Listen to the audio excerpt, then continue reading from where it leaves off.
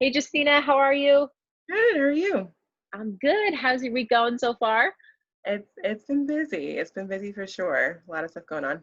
All right, all right. Well, we're close to the weekend, so that's good. Thank goodness. Yeah, Couldn't yeah. come quick enough. I know, I know. Well, thank you so much for taking the time to chat with me today. We're obviously going to kind of just, talk about the experience that we've had over the past couple of months. I was Okay. just looking at it and we started working together back in April. So obviously we just kind of Good. wrapped things up. That went Love quickly. that. So I figured we kind of just start off by talking a little bit about, why you wanted to do the program in the first Yeah. place.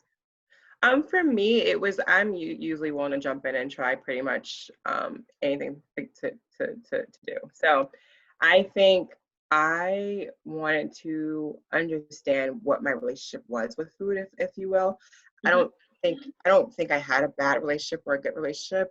And I know it's about semantics with food. I Hmm. just knew that I had to eat. So it's about just kind of like second nature sort of thing. Hmm. Um, and I also am raising a young African American little girl to be a woman in this world. So I just want to make sure that like I was prepared because I am African American woman, but I was prepared to make sure that any sort of things that were kind of muscle memory for me didn't pass on to her. Hmm. Hmm. Yeah. And so when we first started, was intuitive eating something that was completely new to you? Like, had you heard of it or? It was completely new. I've never heard of it. Did my research. To be completely transparent, at first I was like, I don't know, like this don't Uh-huh. seem like this is for me. Um, I so think like, everyone had that response. I did too. It's yeah, fine. yeah. So I was like, yeah, I don't know, but let me give it a try. Like I said, I'm willing to give something a try. Hmm. So I did, did the readings at first, and then I've been working closely with you in the last couple of months just to really understand what my relationship with food is, and how that kind of transpires into other areas of my life, whether it's like a better work-life balance, whether it's just making sure that I care for myself, especially like working from home in this quarantine. It's very easy for you just to kind of like be the afterthought, and Hmm. take care of anything else before you take care of yourself. So for me, Yeah. that was the goal, is to understand how to better take care of myself, if you will. Like it's you would think that you would assume that it comes second nature, but a lot of times I feel for me personally, I do everything else and then I put myself last on that list. Yeah. Yeah. I think that's so common. We do all the things for everyone else. And then maybe if we're lucky, take care of ourselves. So how would you say that your relationship, you just explained you weren't really even maybe too aware of like, what was my Yeah. relationship with food? Now looking back, can you kind of see, has there been a shift? How would you say it's changed? Yeah, I would say it's a full 180. Like for me, I always felt like, oh, you shouldn't eat past a certain time, or this is not good, this is not bad. And then working with you and doing the exercises, I realized that there really isn't any good or bad. It's just how you feel once you've Hmm. eaten it, what you like, you added some joyful movements into it. It's just understanding like your body's way of reacting to things, because everyone reacts differently. So you may react well to dairy, and working with you, I realize that I don't act well to dairy. It breaks me Hmm. out. It's not doesn't work well with my body. So Uh-huh. I was able to understand one hunger cues, because like I said, I have a very busy schedule. I have multiple side hustles plus a main hustle.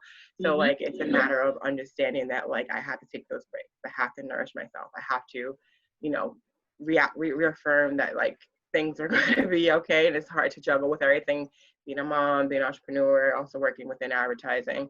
Hmm. So for me, it gave me the tools, mental tools, to just check myself on a daily basis. Like, oh, you're dope, and this is how you should do things moving forward. So that was just my personal experience working with you and going through this journey with you. Yeah. Yeah. And I love, I'm dope. I'm dope. Like that mindset just plays into other areas, right? Yeah, Where it's like, gotta it check doesn't yourself. end up just being about the food. Have you noticed that by doing this work, it impacted some other areas of life? Yeah, like I would say I have a better work-life balance. I set, not to say I didn't set boundaries before, but I set boundaries and I stick to them because Hmm. I know how I feel once those boundaries are set and I follow through. Yeah. For me, it was important to have that follow through just because, you know, a lot of people think, I mean, intuitive eating, you should be able to understand it from just the words there, but a lot of what we do in terms of nourishing our body starts in our mind, and then it works our way down for me personally.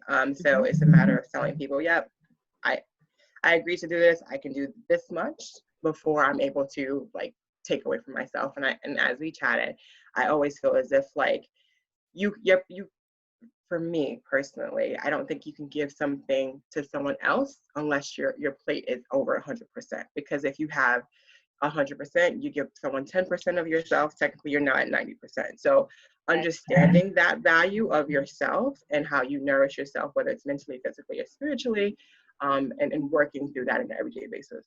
Yeah. Yeah. I have quoted you before to other people because when you said that time, I was like, that's so good. It's like, even if you are at 100%, you take 15-20% away and now you're not at full capacity anymore. Yeah. I love that. I love that. Well, is there anything, like you said initially, you kind of had that gut reaction, that intuitive eating, like, I don't know how I feel about that. And I had that too. I think everyone has that initial pushback. Is there anything that you would tell people that are kind of maybe like on the fence, they've heard about it or maybe feeling that way, to kind of like reassure them that it's okay to feel that way? Or do you know what I'm saying? Because I think when it comes from me, it's like, well, of course, like, this is your work and this is what you do. But I think it's different when someone's gone through that. You know what I'm saying? Yeah. So I would say, why not invest in yourself?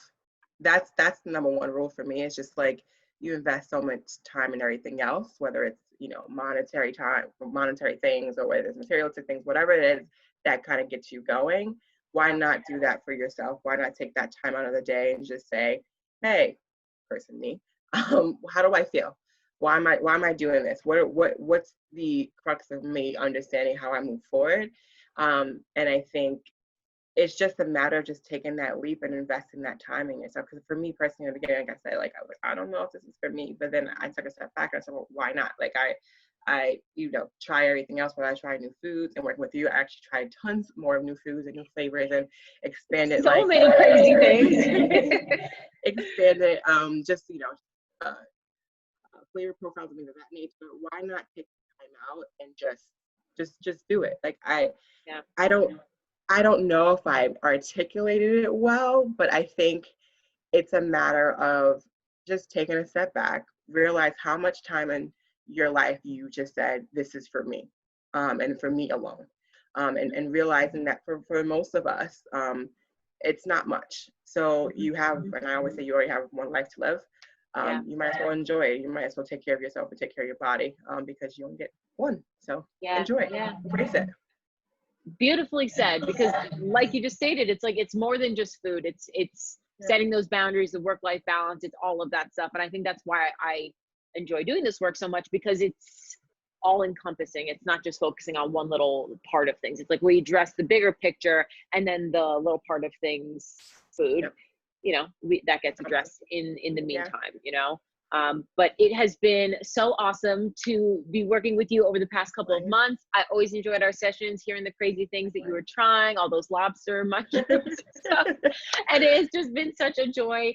And thank you so much for coming on here and kind of chatting a little bit about your experience. No worries. Anytime. It was great working with you. Like I said, I was so sad when our sessions are over, but I can always check in, just say, hey, this is what I tried this week, or hey, this is what I put some time into. I still understanding, I still have to work on the closet, I have to purge. But I understand that everything is in stages. So I'm accepting of that now. Everything in its own time. That's right. And like you said, I'm always here. You can always, reach out, and I'm wishing you the best. Thank you. I appreciate it. I hope you have a good weekend. I do too. It's been busy, Ari. Have a good one. I know.